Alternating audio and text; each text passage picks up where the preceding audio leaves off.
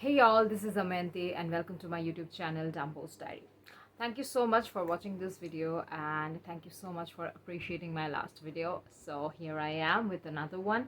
Well, this video can be a little bit longer, but I can assure you that you won't regret it. So let's get started.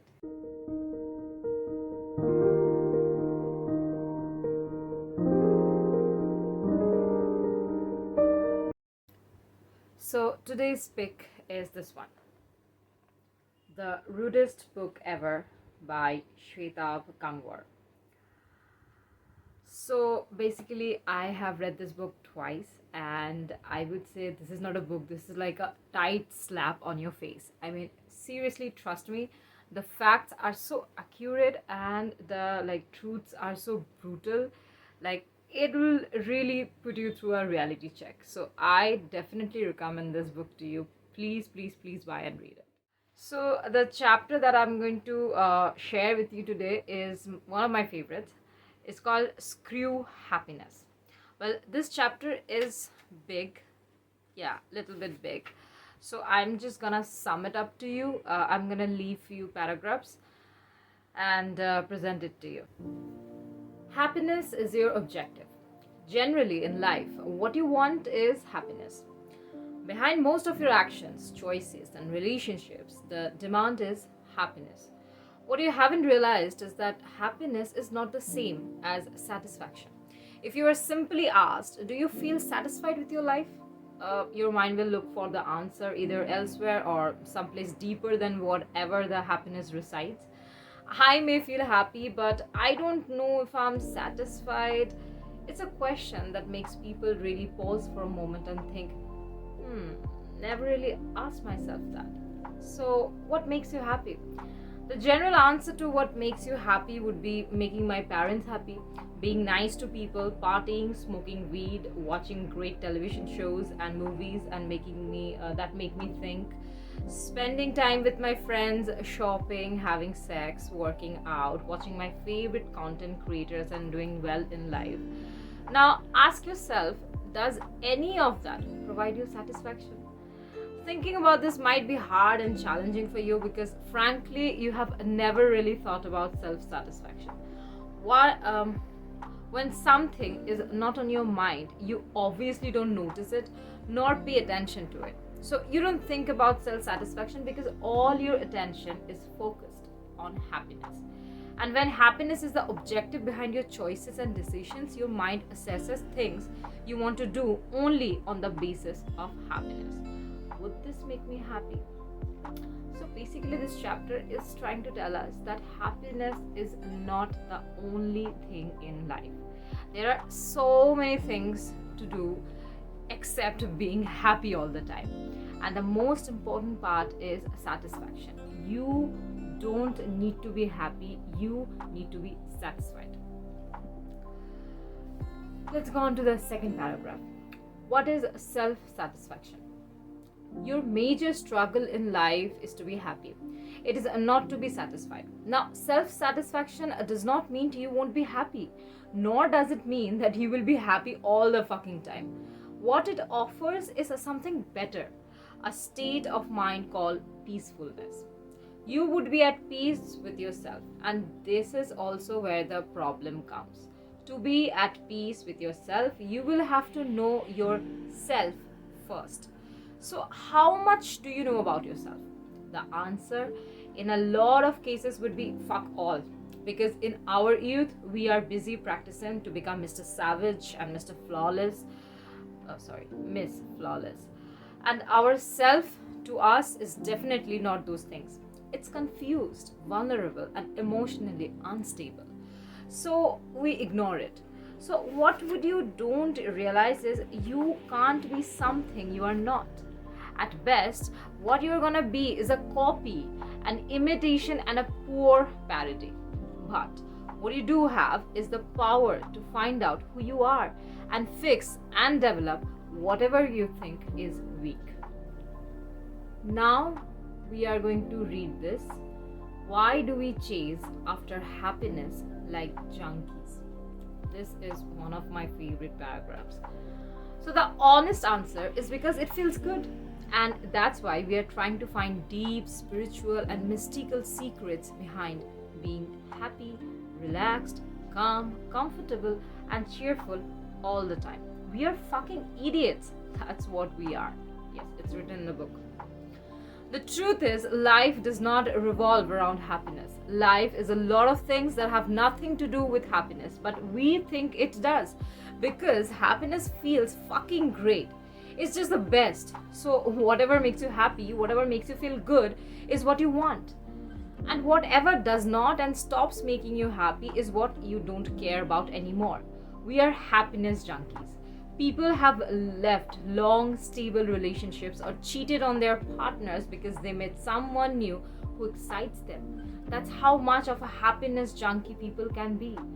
The problem with responding more to feeling good is that chances are you may become a person who just focuses on feelings rather than thinking. And thinking is the only thing that will ensure you don't fuck up with your life. Ideally, an intelligent person would be one who is more thinking based than feeling based. Feeling based sounds something like this makes me feel good, therefore this is good. I want it. Now, thinking based sounds like just because something makes me feel good doesn't mean it's good. I will think about if I really want it. I'm going to repeat this. Just because something makes me feel good does not mean it's good. I will think about it if I really want it. The point of our personal development would be going from a feeling based person to a thinking based person. As a child, we are clueless about the self and are almost completely feeling based. So, back then, your wants weren't decided by keeping the self in mind. It was simple. Whatever made you feel good became your wants. Whatever you enjoyed, that's what you wanted to do all the time. Well, life was simple back then, and you were pretty fucking stupid.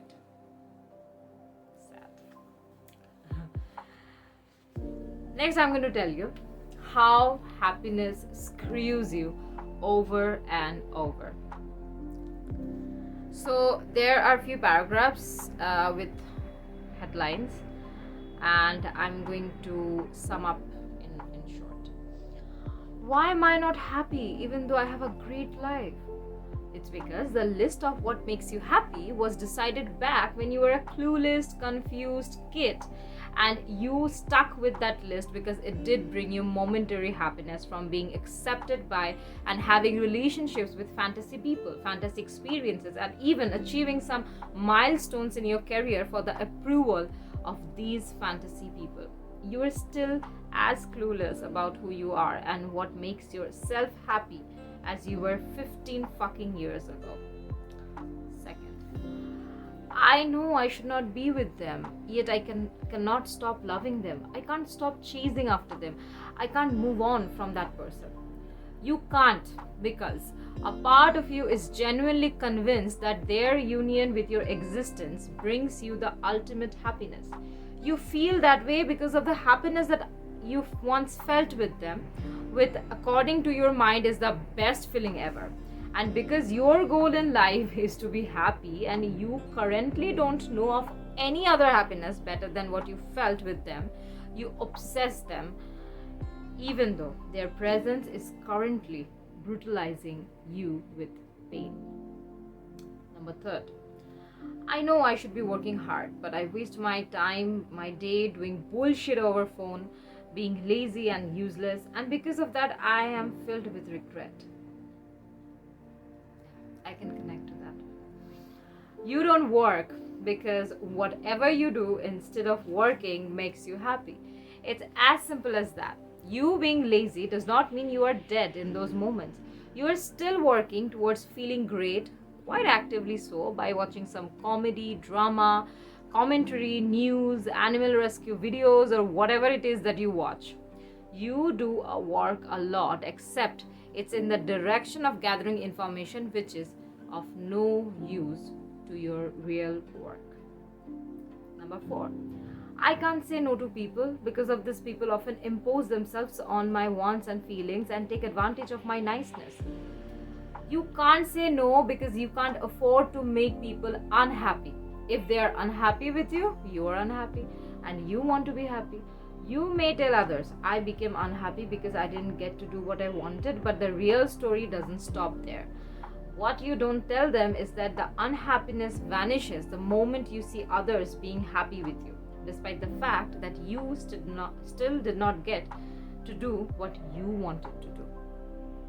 Number 5. I'm a dumbass because I have no idea what I want to do and others are doing so much better than me. You are unhappy because others are doing better than you, in which case you would be happy if you see you were doing better than others. At any point, the source of your happiness and unhappiness rests in comparison to others. Now, the last point, this is my favorite point, and this is I'm going to elaborate fully. Life was so much fun back then. Life was great. I wish we could go back and live like that forever. This is like a complaint of all of us, because all of us, I think, want to go back to those happy little days where we had no worries, no responsibilities, nothing, just free and happy. Sad.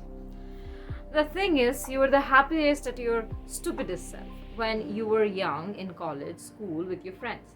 You were experimenting with rebellion against structure, engaging in activities that produced rewards like gaming, entertainment with friends, and pleasure like partying, dating, alcohol, weed, fun. What you don't realize is that at that time, you could afford that experimentation. There was no real structure. You were free of any responsibilities, duties, and consequences. You were in a safe environment. Now you are not. What worked then won't work now because the rules, environment, and your age have changed. But your want to be happy has not. This explains the confusion as to why the same degree of happiness is not reachable anymore. Hence, you blame growing up for it. If growing up was a problem, then you are suggesting a life without responsibilities, duties, and consequences is better, and that is called escapism. As a kid, your reality was structurally designed to keep you as free as possible, therefore, those ones worked. That reality was manipulated. The current one is not. Ask any person whose life growing up was a continuous battle with tragedy, troubles, and struggle if they wish to go back, and you will know the difference.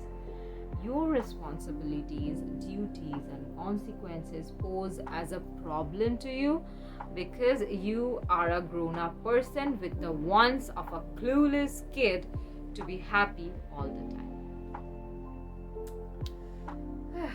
Let's jump into the conclusion if it's too much for you.